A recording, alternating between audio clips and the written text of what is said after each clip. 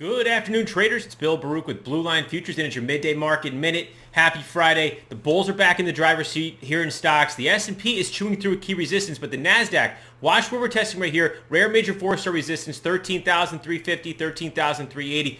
That's the scene of the crime where this thing really sold off sharply. It's also the breakout to the upside back in March 31st. Big level there. Gets through that, look for the S&P, then to test its big resistance, 4183, 4186. Yes, that 4186 level is back in the mix again.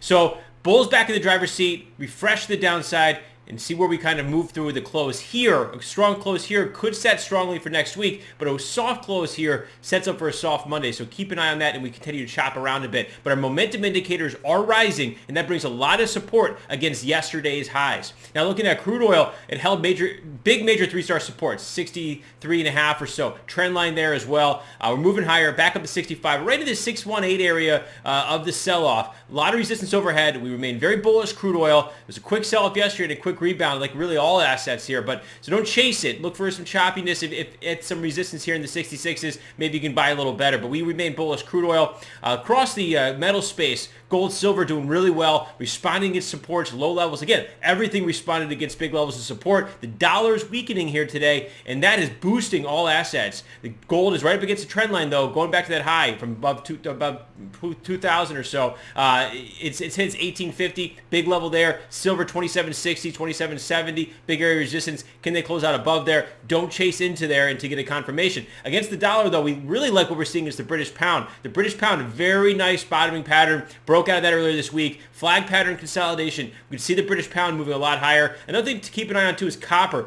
Nice consolidation wedge-like. It did this in December through January, and then broke out. Did it through February, through the start of April. Then it broke out, and now we could see that choppy sort of wedge-like consolidation in copper again, so keep an eye out for that. Give us a call. We're here to help with anything on the board, 312-278-0500. Remember, the futures trading involves substantial risk of loss, is not suitable for all investors.